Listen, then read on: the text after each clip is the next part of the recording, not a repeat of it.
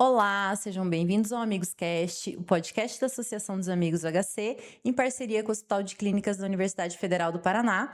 Eu me chamo Aline, sou analista de saúde da associação, mas antes de começar esse episódio, eu quero apresentar uma novidade para vocês, que a gente está com uma caneca personalizada do Amigos Cast. É um produto social da associação que você pode adquirir. A gente vai deixar o linkzinho aqui na descrição do vídeo, tá? Então você adquire a caneca e ela tá muito fofinha, ela tá muito bonita e você vai estar aí apoiando as nossas ações, apoiando o hospital, apoiando as ações da Associação dos Amigos do HC.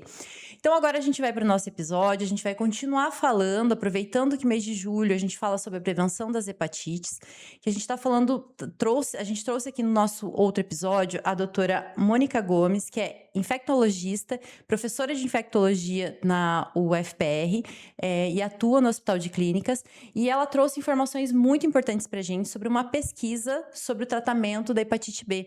E nesse episódio a gente vai continuar essa conversa, que é muito importante, que foi uma conversa muito bacana do episódio anterior. Não percam, assistam o episódio também. E hoje, novamente, a gente tem a doutora Mônica. Seja bem-vinda. Muito obrigada, Aline. Estou muito feliz de estar aqui no Amigos Cast novamente com vocês. A gente que agradece. Doutora, então no outro episódio a gente estava falando em relação à cura funcional dos pacientes que são acompanhados na pesquisa. Quando eles alcançam a cura funcional, o acompanhamento desses pacientes, ele continua? O estudo original, ele foi desenhado para um acompanhamento de 72 semanas. Certo. E eu não posso, na ciência, mudar os planos do estudo no meio do caminho. Então, obviamente, eu tenho que ter um outro estudo que seja desenhado com objetivos distintos. Uhum. E o legal é que a gente tem esse estudo, então existe um outro estudo que é exclusivo de acompanhamento, ou seja, eu não intervenho, eu não dou remédio novo, para aquelas pessoas que foram curadas no estudo anterior, que tiveram a cura funcional de hepatite B. Esse estudo está em andamento agora, a gente participa dele, o HC participa desse estudo, e a gente está acompanhando essas pessoas que são as primeiras do mundo aí que curaram com a hepatite B com bepirovirsen. E por que é tão importante acompanhar os pacientes durante anos? Eu diria que é um fator de responsabilidade da própria ciência, de você entender o que acontece com essas pessoas que estão com uma evolução diferente do tratamento de hepatite B, né? Eu preciso ver se essa cura, através desses exames que a gente está vendo, que o vírus não está causando mal mais para essa pessoa. Uhum. Então, se isso está durando, quanto tempo vai durar, dar o apoio para o paciente, né? Visitando o paciente, fazendo exames periódicos. E uma coisa bem importante, os exames mais modernos de hepatite C são exames que, inclusive, a gente está aprendendo como lidar no mundo. Então, tem exames que eu não tenho na rede pública, não tenho por convênio, não tenho particular, que esses pacientes fazem para documentar que eles realmente estão nesse processo de cura funcional, e isso é oferecido sem custo para o paciente durante o projeto de pesquisa. E o que os pesquisadores agora esperam descobrir nas próximas análises da pesquisa, doutora? Então, a gente vem aprendendo quais são os principais marcadores no exame de sangue que eu uso para saber se o paciente segue curado, né? A gente tem que lembrar que na medicina a gente sempre tenta usar formas de avaliar as pessoas que não sejam invasivas, né? Sim. Evitar agulha, evitar biópsia, etc. Então, a tecnologia tem avançado, oferecendo exames que a gente às vezes não tem ainda no SUS, como eu falei, mas que a gente possa comprovar que essas pessoas estão sim curadas, então aprender a lidar com esses marcadores. E eu diria que talvez a grande resposta que a gente quer é o que essas pessoas têm de diferente daquelas outras que também têm hepatite B, que fizeram com que elas fossem as felizardas aí de curar a hepatite B, né, que foram 19% das pessoas em geral, e 28% das pessoas que tinham a quantidade do HBsAg mais baixa no sangue. A pesquisa demonstra ser muito promissora, né, doutora? E a gente já tem essa pesquisa em congressos, já está sendo apresentada em congressos internacionais. Sim, agora em maio, num congresso europeu de doenças do fígado, foi apresentado o resultado inicial de um estudo. O estudo se chama BeWell, estudos BeWell 1 e 2, são dois estudos que provaram isso. Esses resultados foram publicados no jornal da área de saúde mais importante do mundo, né, que é o New England Journal of Medicine, e agora, no segundo semestre, mais dados, mais informações sobre esses pacientes vão ser apresentados no Congresso Americano de Doenças do Fígado. Doutora, a gente falou até no episódio anterior sobre a incidência da hepatite B, a prevalência da hepatite B. E muitas pessoas ainda acreditam que é uma doença rara, isso é verdade? A hepatite B é uma doença muito frequente, né? Eu costumo fazer uma comparação. A gente se preocupa muito com HIV, por exemplo. A gente tem mais ou menos 36 milhões de pessoas que vivem com HIV no mundo, quando eu tenho 275 milhões de pessoas que vivem com hepatite B no mundo. Ou seja, tem muito mais gente com Uhum, hepatite B no mundo do que com HIV ou com hepatite C também, que é uma doença frequente. O problema é que é uma doença que não traz sintomas. Quando traz sintomas, costuma ser tarde demais.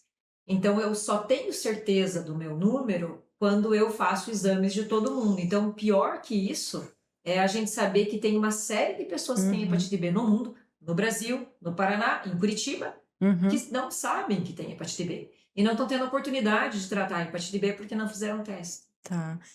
Então, esse seria a grande causa. As pessoas não sabem porque não fizeram teste e porque não têm sintomas. Exatamente. Tá. Quando tem sintoma, costuma ser tarde, porque eu já estou numa fase de complicação da doença, que é quando a pessoa já tem cirrose ou, eventualmente, né, pior dos cenários, câncer de fígado, porque o vírus da hepatite B aumenta a chance de ter câncer de Isso. fígado. Então, essa seria a complicação de um diagnóstico tardio.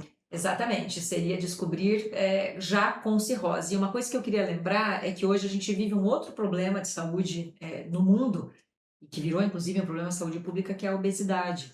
E a obesidade aumenta a chance de que eu tenha um depósito de gordura no meu fígado. E gordura no fígado também causa cirrose. Aí eu somo dois fatores para cirrose. Eu tenho gordura no meu fígado e hepatite B. Então eu acelero a progressão para cirrose. Ou seja, se eu ia ficar com cirrose com 30 anos de hepatite B, eu posso ter isso com 15 anos, com 10 anos. Então é bem importante testar e, se testar positivo para hepatite B, já procurar um serviço de saúde para ver se a pessoa é candidata a tratamento. Apesar de tudo, a gente também sabe que a hepatite B ela pode ser prevenida. E daí eu queria que você falasse um pouquinho pra gente da importância e como também como prevenir, aonde que eu acesso, é gratuito, não é? Que você explicasse um pouco pra gente sobre esse serviço. Perfeito. Para a gente entender como a gente evita uma doença, é fundamental compreender como ela é transmitida. Então, a hepatite B é uma doença que tem transmissão da mãe para o filho e Uhum, tem transmissão por algumas secreções do nosso corpo. Então, pode ser transmitida pelo sangue, pode ser transmitida por via sexual.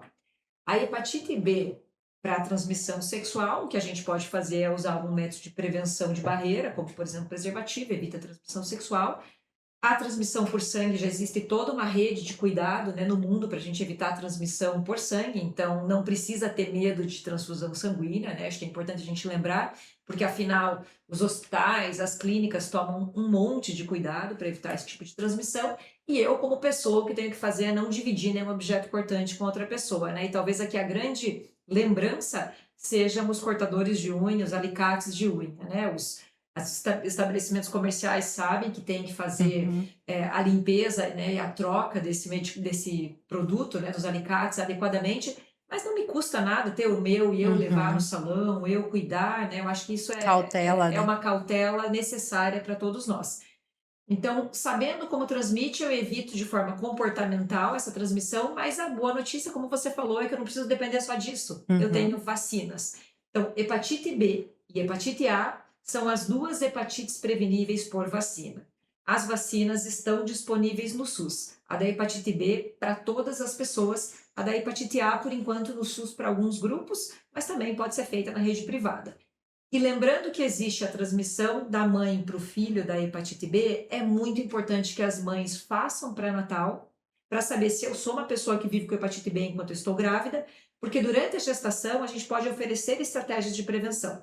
Então, essa mãe pode tomar remédio para evitar a transmissão para o bebê, e esse bebê tem que ser vacinado nas primeiras 12 horas de vida, de preferência, mas certamente nas primeiras 24 horas de vida, Uhum. na sala, lá na maternidade, muitas vezes a vacina é na sala de parto, inclusive. E essa vacina que eu ofereço para o bebê ao nascimento é uma estratégia de prevenção de transmissão para o bebê. É muito importante que no nosso país as crianças vacinem contra hepatite B ao nascimento, a primeira dose é ao nascer, e depois existe todo um calendário que é feito para prevenção. E a transmissão da mãe para o bebê, ela ainda é uma preocupação na saúde pública, doutora? Ainda é muito grande, porque a hepatite B tem uma particularidade. Hum. Quando eu encontro o vírus da hepatite B na minha vida, quando eu sou adulta, Uhum. a minha imunidade, a minha própria, né, minha imunidade, ela tá madura. Sim. Essa imunidade madura, quando encontro o vírus da hepatite B por transmissão sexual, por exemplo, ela faz o meu fígado inflamar muito. Eu faço uma hepatite aguda, que a gente chama, naqueles primeiros 6 meses, o meu fígado inflama, eu me sinto mal, posso ter febre, enjoo, ficar com o olho amarelado, o xixi cor de café, de chamate, o cocô fica mais clarinho. Então, são alterações que a gente vê que clinicamente aquela pessoa tem hepatite aguda. Uhum. Tá? Mas essa pessoa não deve ficar com hepatite crônica para o resto da vida. Ela costuma resolver em 6 meses e obter sozinha a cura funcional que a gente falou, tá? Não chama bem esse termo, mas eu resolvo a minha imunidade, resolve a hepatite B e eu não preciso tratar a hepatite B. Agora, o bebê é o oposto. O bebê que nasce, ele tem a imunidade dele ingênua. Uhum. E essa imunidade ingênua, quando vê o vírus da hepatite B, não consegue sequer inflamar. E esse bebezinho tem mais de 90% de chance de ficar com hepatite B para o resto da vida. Então, a maioria dos adultos que a gente atende hoje pegaram hepatite B lá na infância. E é importante, inclusive, Aline, a gente lembrar essas pessoas, por exemplo, eu sou um adulto que vive com hepatite B, procurar se os meus irmãos não têm hepatite B. Porque a maior chance é que eu peguei da minha mãe. Tá. Ou peguei na minha infância de alguém que frequentava a minha casa. E aí todas as crianças que nasceram naquela casa, daquela família, devem testar. Então, por isso, é muito importante a mãe descobrir se tem e a gente fazer uma estratégia de prevenção para esse bebê, que é vacina. E também aqui no Brasil a gente usa uma imunoglobulina, que a gente chama, que é como se fosse um pool de anticorpos prontos para essa criança, para ela não ficar com hepatite B para o resto da vida. Quanta informação importante. Sim. Muito bacana. Doutora, muito obrigada. Acho que parabéns, primeiramente, né, pela pesquisa. Eu comentei aqui no off, acho que é motivo de orgulho, de felicidade, né?